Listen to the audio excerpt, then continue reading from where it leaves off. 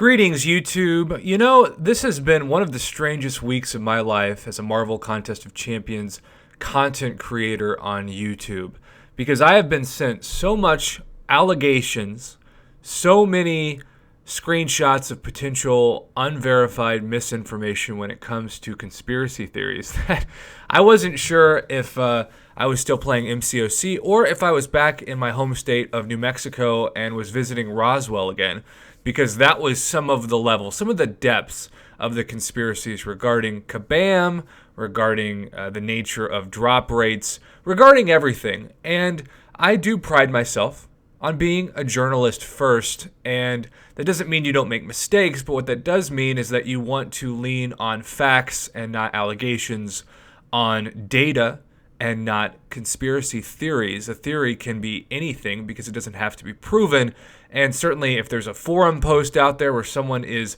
allegedly someone that they're not able to verify, that's just a theory. In fact, I would not be surprised if Kabam, like most companies that are worth millions of dollars, makes their employees sign what's called a non-disclosure agreement. Even at the time of termination, those employees could be legally in liability. You could be actually held to a potential for being taken to court if you happen to disclose company secrets that you obtained while working at the company. This is standard practice. You would see the same thing if you worked at a place like Facebook or Google, any high-end company that has lots of data and different interfaces regarding user relations. So, why are you staring at this page then? Well, there's a site called Justia, in all caps. Anybody can look it up, as far as I know, from just about any country on the web, and it is simply a patent website that keeps track of all the different patents that a company applies for in the span of the time that they are in operation. And I have looked over this website for the last few days, and I have taken note of most of what goes on this website. And most of the patents that are assigned to Kabam, many of which were the dates of this year, are standard stuff. Everything from talking about player progression to awarding prizes to even refunds. It's all standard fare, and for the most part, there's really nothing that shocking or interesting on this website. But the patent that has been sent around that catches a lot of people's eyes, if you have wind of this website and you've seen one of these screenshots, when you scroll down to the bottom of this, there is literally a patent that is titled Mystery Boxes That Adjust Due to Past Spending Behavior. You see, one of these conspiracy theories that was founded in the belief that some forum posts were accurate and not rampant speculation involved this concept that the people who actually spend money in Marvel Contest of Champions have a better chance to pull a better champion. So everyone who always complains that the free-to-play experience is actually pitting you in an unfair advantage with drop rates for crystals for champions than people who spend, this was the smoking gun that you have been waiting to see. And in fact, it says mystery boxes that adjust due to past spending behavior, a system and method for varying the distribution probabilities of individual potential rewards associated with probability item bundles depending on a purchase history of a user activating a probability item bundle. So if you have no purchase history because you don't spend a penny on the game, then surely your purchase history would indicate to Kabam and to the algorithm of crystals that you are not going to need a good champion because you're going to be playing regardless, and you're not going to keep the lights on, so to speak, because you're not going to be paying any of your hard-earned cash. So the question is, if you've read this patent, if you've seen the forum posts, what does the journalism say? What does the data say? Do we have anything to back up this claim in the game? We have seen several people like Mr. Brian Grant, a fantastic YouTuber for a few years now, who has proven time and time again very responsibly that you can have an incredible roster without spending a penny on this game. There are several great free-to-play accounts that have had amazing luck. So this, first of all, isn't to get out your pitchfork and say, well, I'm free to play, so I'm never going to do good in this game and I should just quit. Now the question becomes, are the top tier spenders, the whales as we like to call them in this community, are they really at a gigantic advantage because of how much they pump into the game. Well, we have a great amount of data on whether or not this is true in Marvel Contest of Champions in 2018 because we have none other than Mr. Crystal Opening Whale, who has spent more on the game than I will say in terms of units some gross domestic product of third world countries. We have seen over the course of the calendar year since he came on YouTube this past summer about $100,000 or more worth of unit-based purchases. If there is anyone that qualifies to justify this theory, it would be this man.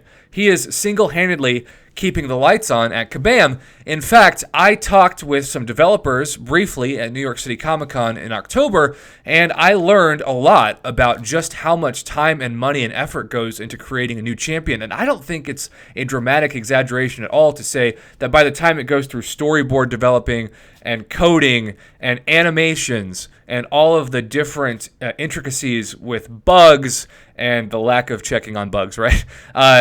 It could cost the company well over $1 million to put a champion into the game, to integrate them into Marvel Contest of Champions. So if someone has spent $100,000 of their own money on a units purchased, this in theory should mean that they're basically the top VIP person in all of the community. They should be the person that just names the champion that they get. And so if you have been watching these mega openings that Crystal Opening Whale does when he goes for a new champion like Aegon or the champion, what the data shows, what the journalism shows, is the exact opposite of what the conspiracy theory currently circulating the community is. What do I mean?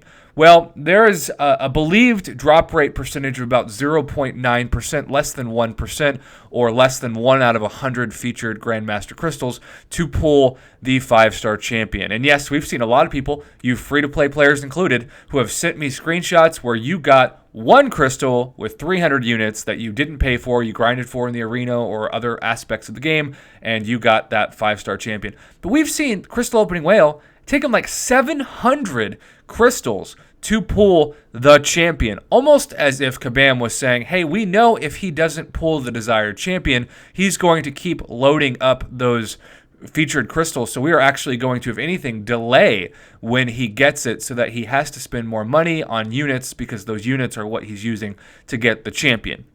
But I think every theory could have been thrown out the window if his 6-star featured opening that was held today had gone different. I believe that it was at least $50,000, but maybe closer to $100,000 worth of units that he has spent on everything from arena refreshes to 5-star crystals to Grandmaster featured crystals to get as many 6-star shards as possible to go for 12 featured 6-star crystals. And on average, anyone, if the drop rates are as advertised, and I realize it can vary greatly, but in general, it's about a 25% chance because there are 6 out of 24 of those champions in the featured 6-star crystal that are the new featured champions, or 25% of that crystal for you to get a featured. So if you're opening 12, 25% of 12 is 3, so you would expect him to get a minimum of 3 6-star featured champions. But more than that, he has been saying for the last few weeks that Aegon is his number one goal. He would take 10 Hulkbusters if it was possible for him to get 2 Aegons and to get a 6-star featured Aegon Awakened. So if Kabam was really watching and thinking, we want to keep this guy happy, they were going to at least throw him 1 Aegon, if not multiple. But spoiler alert, if you haven't seen it, it is arguably the worst opening in MCOC history, especially given how much money and time and resources, everything went into saving up those shards. He got pretty much the worst case scenario that anyone could realistically expect, free-to-play players or not. So I think his account shows, if anything, if you have a history of spending, it's going to be harder to get the 5-star featured.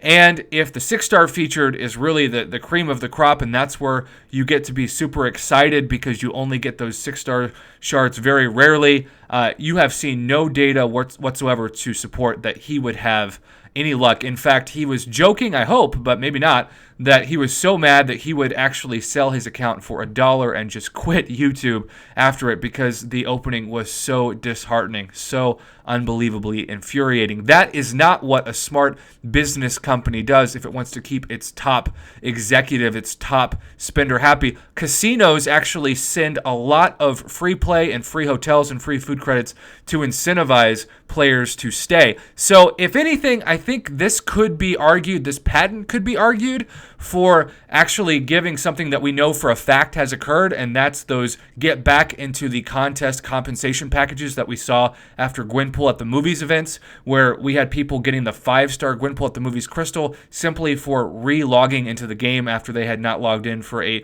duration of time. That makes more sense, especially if that player had a past history of spending and hasn't played the game in several months versus somebody who spends thousands a week on the game.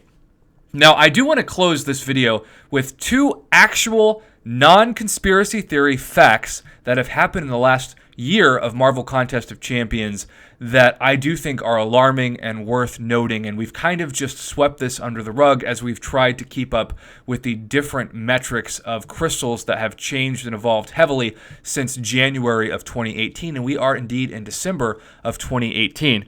You see, the first thing that changed big time is the entire structure of the 5-star featured crystal. It was not more than less than a year ago that anyone, but especially free-to-play players, could actually almost guarantee that they would get the 5-star featured champion by just hoarding thousands and thousands and thousands of 5-star shards. I did this as somebody who at the time was pretty much a free-to-play player himself, and I saved over 200,000 5-star shards to get Blade, and I got very lucky and happened to get him, and most people did, some didn't, but this took no money whatsoever, and Kabam noticed this, and they were alarmed by the trend because 2 things were happening.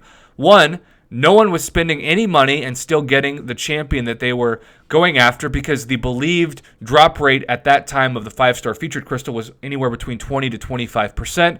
And worse for them, if you got, say, that 5-star Blade or that 5-star Medusa or that 5-star Stark Spidey, you knew that you were getting one of the best champs in the game, and the better the champion, the better you're going to do in a fight, and the better you do in the fight, the less potions and revives that you need, and the less potions and revives you need, the less units you buy, and the less units you buy, the less money Kabam makes. So they dramatically changed the featured crystal percentage for targeting one champion from 20 to 25% for a drop rate to 4.2%. And if you look at the Crystal Opening Whale 6-star opening, he missed out. He was targeting Aegon more than anyone else, and he was 0 for 12 on Aegon. If you had been 0 for 12 on the previous featured structure, that would have been historically insane. And yet that's what we saw in his opening. So that is a very alarming trend because what it is basically now forcing people to do is to say you only have 2 options to get this new champion. Either in the arena, and you're going to have to put up a score of 70 million and grind your life away for 3 days, or you're going to have to spend thousands of dollars on those Grandmaster featured crystals where the drop rate is less than 1%. The other, and I think even more alarming trend that we have seen, especially in the past week after Cyber Monday, is something that I thought about but didn't do a video on when it came out because, you see, I thought it was super interesting that the Tier 5 basic fragments to form a full Tier 5 basic, which have only been around since the last chapter of Act 5 was introduced in January, this was a very particular and peculiar number of 45,000. Now, why is that? Well, it's divisible by both 5 and by 3. And we had seen up until this calendar year, Kabam on certain holidays give great Odin packages, but you always limited one. But when you introduce an item like a Tier 5 Basic that's a divisible number by 3 or 5, you're essentially able to tell the user that it's going to take 3 times the package or 5 times the package to form one of them, and that's exactly what we saw. The worst of the case of this was when we saw the offer for 9,000 Tier 5 Basic fragments, or 1/5 of a Tier 5 Basic crystal for $100. We've seen 1/3 of a Tier 5 Basic twice on both July 4th and Cyber Monday, aka it takes $300 of Odin purchases to equal 1 Tier 5 Basic, which is only half of what you need to rank up a 5-star to rank 5, or 1/3 of what you need to rank up a 6-star to rank 2. So this is incredibly alarming because Now, what they're basically saying is that to rank up a 5-star to max rank or a 6-star to just rank 2, you're going to need to spend the monetary equivalent of what a lot of people spend on their first car. This is thousands and thousands of dollars of purchases, and it's given a lot of people so much burnout who can't afford it because they feel like more than ever they can't keep up. This was also evident because we saw Labyrinth of Legends 2.0 rewards on Cyber Monday, where we saw the top item for Labyrinth of Legends, the Tier 5 basic, the 5-star Awakening gem, the generic one, offered just for spending money. Enough money. And then we saw over one Tier 5 basic, which you can't even get in Labyrinth of Legends, for spending that threshold of money, which ended up being about $500. So because of that, now we're seeing a metric where if you want to take a future 6-star to rank 3, they could give us a number that's divisible by like 10 and say an Odin is worth 1/10 of that item, or it's going to take you $1,000 on average. That's how much we value something in the game for you to rank up that champion. And so you're just going to see this continue to snowball from $100 to $300 to $500 to $1,000 for the retail price of what they are looking to charge the community for that best, craziest, rarest item. And I haven't even touched on Alliance War seasons in this video. That's a whole nother video in itself, that we know there's been so much corruption this year and cheating and burnout at the top master rank especially. So the journalism says that you need to take a deep breath and actually think to yourself as a free-to-play player that you might have, in some cases, better odds pulling that featured champ than somebody who spends $100,000 in 6 months on units because they want to continue to incentivize that person to keep going, kind of like pulling the handle on the slot machine and not getting the bonus game. This is the same concept. So I hope that this video, I tried to pack in as much data, as much factual information as possible in a short amount of time. I hope this video has helped you. Feel free to discuss it with your alliance, to comment below your own thoughts. This is as factually driven. I've taken 4 pages of notes that I tried to go through in the last 3 days to make sure when I made this that it was as factually based as possible and as non-conspiracy based theory-wise as possible. As always, thanks for watching, YouTube.